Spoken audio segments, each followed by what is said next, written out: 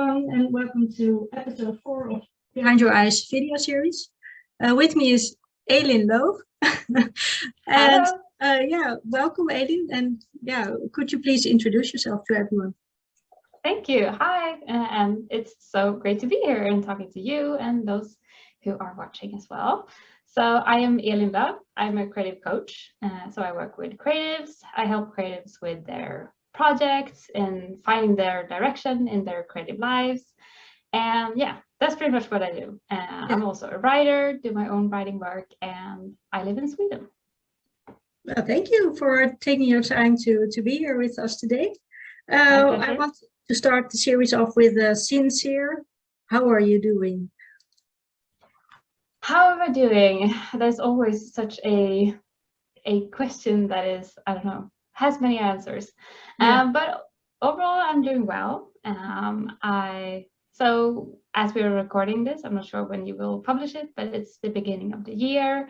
So I've been thinking a lot about, what I want from this year and what I want to do with my creative business this year. So I think always when we think big picture things and think about goals and visions, it can be both inspiring and both sort of energizing, which I'm definitely feeling.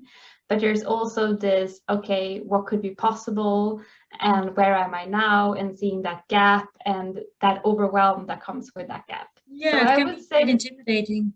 Yeah, I would say I'm feeling both at the moment. Yeah. But leaning more towards feeling inspired. Yeah. Oh, that's good. It's always, I think, like when you have dreams and goals, they should always feel a bit scary. Yeah. I agree. Then you know you're on the right track. Exactly. Fear definitely points the way. Yeah, definitely. And how have you experienced like these last 2 years with COVID and lockdown? Has it had any effect on you mentally? Well, probably in so many ways that I can't even exactly pin down. But so Sweden has been a little bit less strict on like real lockdowns, but on the other hand, we have not had really open parts during the pandemic either. So it's been a little bit more flatlined during the whole pandemic, apart from the periods when we really haven't had much of a spread at all, and then it's been quite open and flexible. So before the pandemic, I was working full-time at an office job. So and when the pandemic started, we started working from home. And then about a year into the pandemic, I stopped that job and went for my running my business full-time. So that has been in combination with everything that has been the pandemic. So it's hard to also pick out what is the pandemic, what is just the progression of things. Working from home, I really love that. And I was saying to an old colleague of mine the other day that it's taken me about 2 years of not being in the office to actually miss the office a little bit.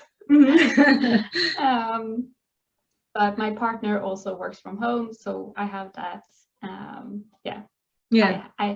I can hang out with him and eat lunch with him. And it still is quite a big step to go, fully into your business. Wow. Yeah. There's a pandemic going on. Yeah. And it's both probably felt like a bad idea and a good idea to do it like that. Bad idea because like I started a business like a month before the pandemic started. If you're hearing a meowing in the background, that's my cat. Totally fine. He's a little bit of a drama queen. So yeah, he's having a meowing period. Totally fine. So obviously I haven't known what it's like to run my business when it's not a pandemic. But on the other hand, I work online and there haven't been a very concrete effect in that way. So yeah, it's just I just do it.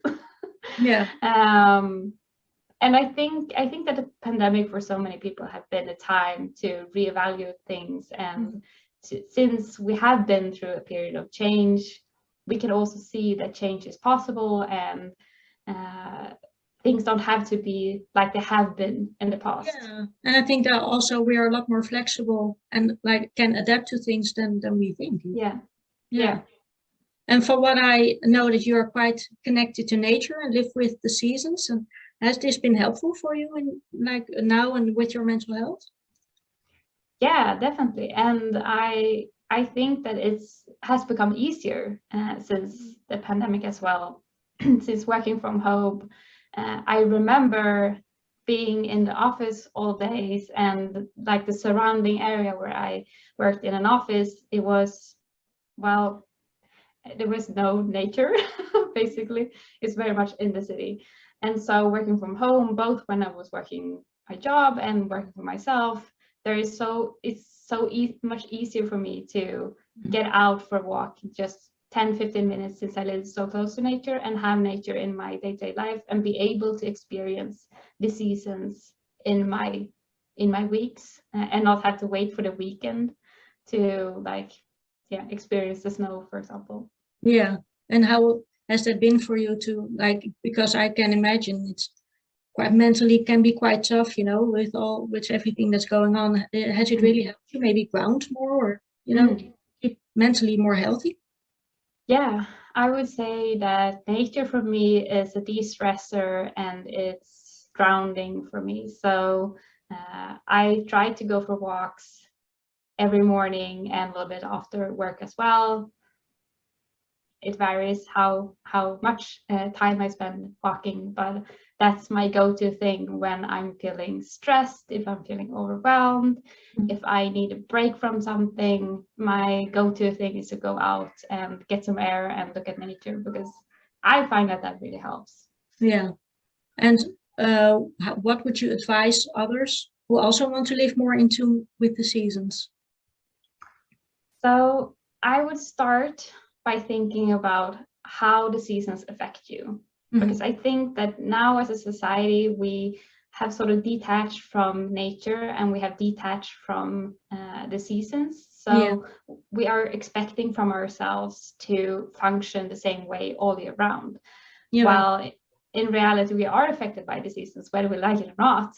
And so learning how you are affected by the seasons and leaning into that rather than trying to flatline yourself, that's something I would start there.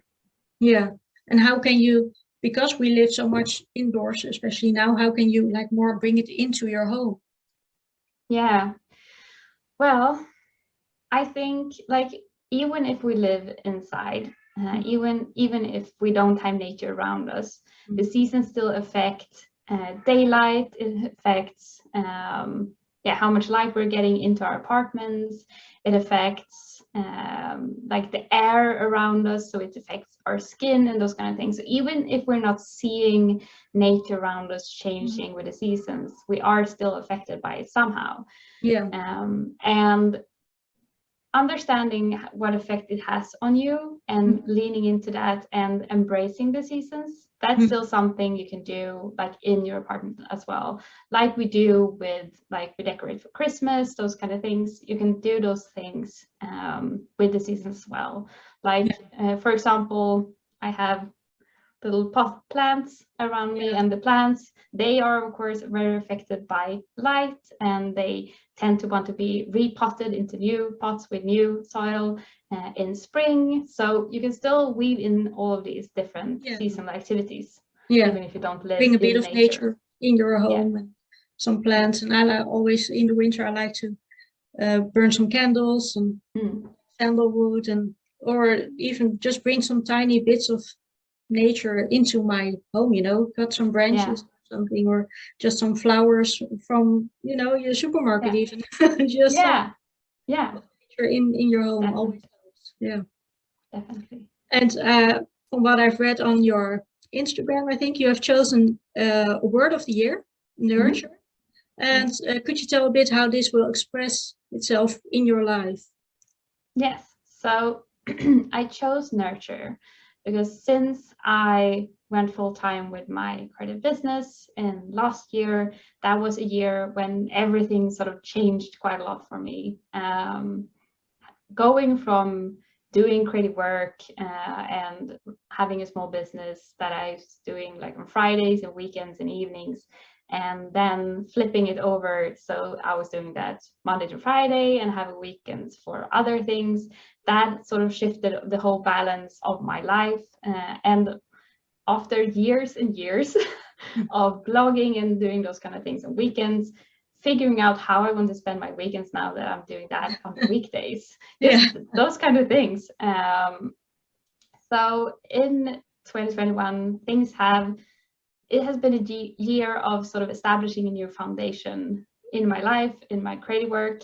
So now in 2022, I really just want to settle into that and nurture what my life looks like now, and nurture myself. And not like, I think we have periods in our life when we have big changes happening, and it can be fun, it can be exciting, it can be distressing as well. And we can't have that sort of big change happening all the time, because, well, we would get very tired. Yeah, it usually comes in waves a bit. Exactly. So now I'm sort of at the downslope of that change wave, and working on these big things have changed, and now I want to nurture what this new reality looks like. So, and what these changes can bring into your life. Yeah, and I mean, I think especially like if we move into a new apartment or house, for example, like first you put in the big furniture, like, okay, the armchair is going to be in that corner. But then when everything is sort of, okay, we have landed, we have a baseline, then you can start to think about, okay, maybe that plant actually would go in the windowsill instead, and start to look at fine details. And I'm doing the same with sort of life. Yeah, because like the small details is what make a house a home, and in your life that's the same. Yeah, and it's what makes life as well. So it's our everyday lives. Yeah, and it makes it more your own. Yeah. And what are your favorite ways of self-care? What are my favorite ways of self-care? I think the big one there again is nature walks, because that is like when I notice that I need self-care, when my body and mind is telling me, okay, Elin, you need to self-care now. That's when I tend to be like a little bit stressed, tense, overwhelmed, those kind of things. I have a tendency to stretch myself a little bit thin, and I am aware of that tendency. So that's when self-care tends to come in for me. Okay, we need to slow things down. We need to be a little bit patient. We need to allow in space and breathing room. And so nature is definitely that for me, to slow down and not be so focused. So it's definitely a mindfulness thing for me. But other things I also do is I love to read fiction. Reading fiction is definitely self-care for me. Taking a bath as well, if feeling tense, a very long bath. That's nice. And I mean, also, I think like sometimes we have this idea that self-care needs to be really beautiful and really I don't know, healthy. We have this, and I mean, of course it should be healthy, but just having a couple of hours on the sofa watching Netflix, it can be the best type of self-care, even if it's not as romantic as being out in the forest. Yeah, it doesn't necessarily have to be like a green smoothie. You can enjoy just reading a nice book, or watching the Twilight movies, Yeah. 100%. Yeah. And what is something you have always struggled with? There is that tendency to stretch myself too thin and push myself a little bit too hard. That is one thing that I have tended to do over the years. But then what I've always struggled with, I suppose also for a long time, I struggled with fear of failure, perfectionism, those kind of things. That has gotten very much better over the years. Actually working on it as well. But that is something that held me back many years. So I suppose that comes from confidence and working on confidence. So. Yeah. So how do you work on that? With fear of failure, that was something that I worked on, especially when I started doing creative work. That was something that I had to figure out to even do any type of creativity, because that was something that, I was so scared of being bad at creating things, so I didn't even create anything. And with that, well, I did this big project back in 2016 when I took a year to face my creative fears. So instead of running away from the things that scared me, I was working towards that. And so with fear of failure, that also means to actually fail. Yeah. When we are scared of failing, or we are scared of producing bad results, we are scared of not being good enough, to flip it around and say, okay, so I am going to fail, I am going to create bad things, I am going to not be good enough, and that's going to be fine. That takes the fear part out of it, because you prove to yourself that even if I fail, I'll be fine. It's not so bad after all. I see failure is just part of the success, because you can't have success without failure. And you learn through those failures, and you can be even better than you think you could become. Yeah. And that's also how you build confidence, and how I have built confidence. Like, confidence isn't something that happens in like, oh, suddenly I found my confidence. It's something that is, you found a coin on the street and like, oh, here's my confidence. there was exactly. So it's something that is built over time, and that's what I've been seeing as well, and I'm still seeing that everything relating to creativity and business and life as well. Like, if you start out feeling, and when I started out not feeling good enough at something, to just keep doing it and keep practicing it, and being okay with, okay, it's not going to be perfect, it's going to be flawed, but I'm going to get a little bit better with every time I do it. That also strengthens confidence. Yeah, definitely. Perfectionism out of the way, and good enough. Yeah, good enough. Yeah, definitely. And I've read in an Instagram post that you said success is not external, but learning more about yourself and your creative journey. Could you explain that a bit more? I think that probably comes from, I really believe that we as a society tend to focus too much on results, and results, success, those are associated with each other, and that's, we have a tendency, I don't know if it's capitalism or if it's just society in general, our culture, or if it's just human, that we see the results, so we obsess about the results. And that's also where things like fear of failure come in, because we're seeing, okay, what matters is the output, what matters is the results, what matters is the success. And I think that we, especially as creatives, when we do things, instead of focusing so much on the results, we need to focus a little bit more on the process, on okay, what am I going to do? What do I enjoy doing? How can I tap into this process in a way that feels good, that will bring me forward? And focusing more of your energy and attention on the process will eventually give you results. And it will make you less stressed, less sort of comparing yourself with others, when you're sort of nurturing your own process instead. Yeah, it's like the process and the progress at the same time. They go together. If you focus only on the results, you're not going to get the results, because we're just obsessing about the results. Stressful. Yeah, it's so stressful to only think about, okay, I have to get here. And you don't want to focus on how you get there. Exactly. Yeah. And does having to be visible as an online entrepreneur on social media, does it affect your mental well-being? I think that I'm pretty comfortable with being visible now.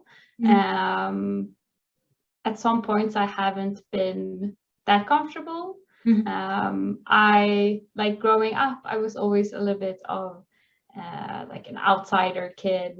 I was not one of the cool kids. Let's just put it like that. And I think that growing up and being like in my 20s, that was with me. And I like, if you're thinking in terms of popularity, those kind of things, for one, I didn't believe I could be popular, those kind of things, accepted by a larger group. So I think that those things probably played into feeling uncomfortable with being visible and being myself, and what was sort of acceptable, how it was acceptable to be. But having like showed up online and saying that, okay, I'm going to find my group, the group that resonates with me, and the other people, I don't care about them. Yeah. And doing that over so many years has made me much more comfortable with it. And with being visible, I think that also is a little bit of a practice. I have a YouTube channel, and when I started that a year and a half ago, I was so uncomfortable talking to camera. If you, this is a fun exercise. Scroll back through people you watch online and to their early things. Some people have deleted it, but many have it still there. You can scroll back to my first video, or scroll back through people's Instagram feeds. People are so much less comfortable in the beginning. So and awkward, don't know. And I was like that as well. And that is also a practice of sort of, we start out with thinking, okay, we have to be that like this. So we sort of edit ourselves, and over time trying to be more, okay, I'm just talking like a normal human to other normal humans. And it's not such a big, scary thing after all. I think that's what most of us see when we're doing that kind of visibility online over a longer time. But then again, I mean, you can still form a sort of persona, or feel like, okay, I can only share these kind of things. So yeah, it's not easy. True. Yeah. When I posted my first vlog, I was like, oh my gosh, what am I doing? I was totally red, and I was like, yeah. And I mean, I think we have to normalize that as well. That to show up online and not be perfect and polished. And I think Instagram especially has been a very polished place. It's becoming a little bit less polished, I'm sensing. And that's a good thing. Because I think that especially when other people are polished, or we start showing up in a polished way, that is an editing of ourselves. That is, well, we feel we can only show up if we are that perfect version. And that's, of course, not healthy.